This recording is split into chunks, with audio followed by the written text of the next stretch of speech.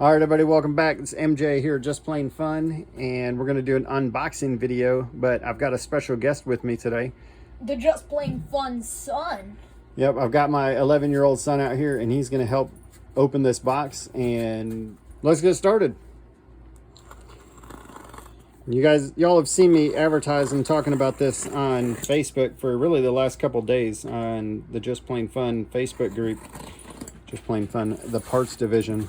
This is the box that came all the way from Denmark, and I will of course be putting another posting up with pictures for the folks who don't necessarily get into YouTube or don't necessarily watch this, because naturally I want to try to move as much of this product as quickly as possible, because as you're about to see, I have a little bit invested in this box. So first off, we've got some new on shelf, new old stock. What was I saying? New on shelf. New old stock irons here. So these are going to be made in England, it looks like. But if you're looking for an iron, some new old stock, then you'll know where to go. And speaking of blades or irons, got this Anton Berg. The seller was kind enough to include in there. So if you like a nice thick iron, this one comes in at just under 1 5/8 inches. So it's real close to 1.5 inches on that. So if that's something that you think you might need, it has a fish on its logo. Let me know. And it has a fish on its logo. Here are some lever caps for a Stanley 75.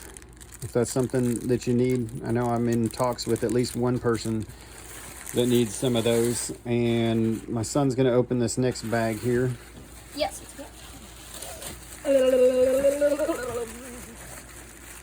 Here we have some screws and some pieces for the front of a block plane. I already forgot what they're called. What are they called, Dad? They're called eccentric levers. Oh, yes. If anybody levers is in the market for an eccentric lever, which I do sell these fairly often, we guarantee that they will be the eccentricest of eccentricities. most of y'all, maybe all of y'all, are familiar with that. Of course, this one's pointing down, but there's really no difference in those, and they are pretty universal across the different block plane types. All right, and I think these are the little fences or depth stops or whatever for a 79. Y'all correct me if I'm wrong. I mean, these are barrel nuts. They look like they're aluminum or some other material. They're probably aluminum. So those are for later models, but pretty sure that's that sliding fence or depth stop for a 79. I don't actually own a 79, so I'm not 100% sure. And apparently the kid wants to get in here and open some more stuff here. You probably shouldn't blame him. All right, here we go. All right, so tell them what these are. They are parts for a router plane. Do you have an example to show them? Yes, I do. This one is blue.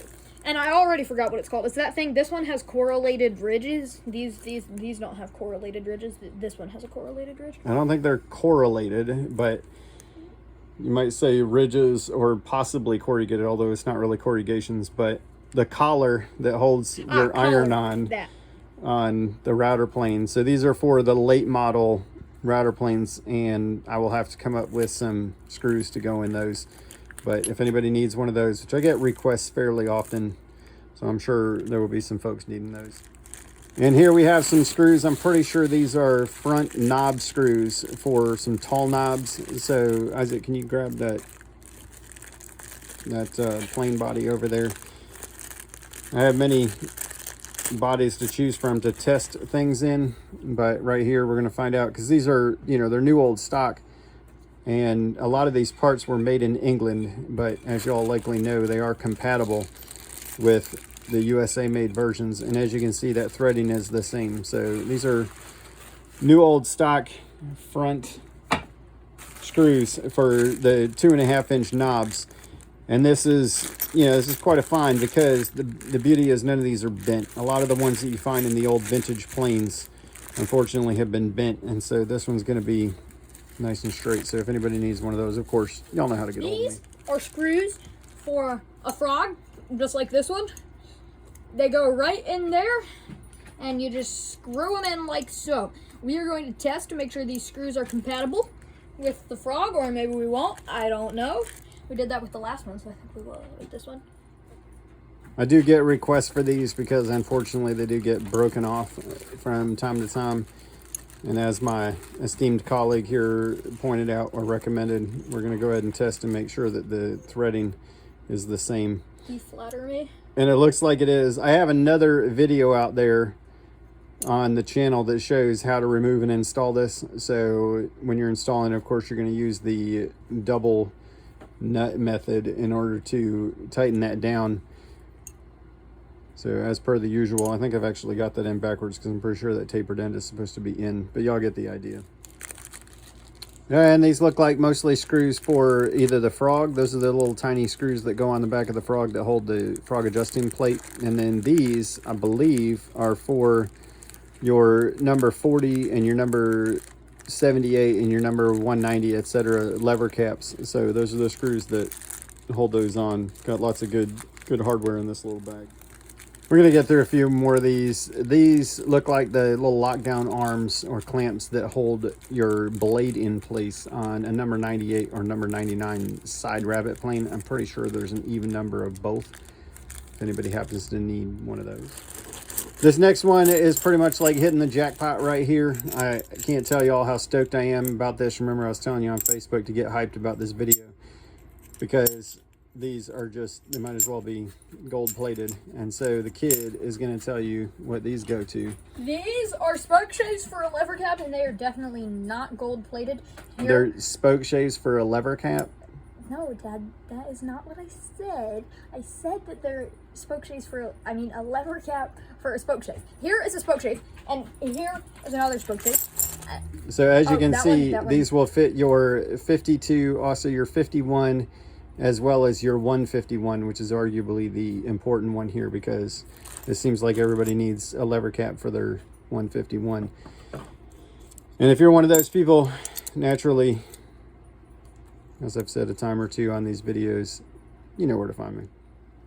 And speaking of spoke shaves, and specifically the 151, we got these adjustment, whatever you'd call them, knobs, nuts, whatever, for adjusting the blade on your 151. As you can see, I got a whole bag of those, if that's anything that you need.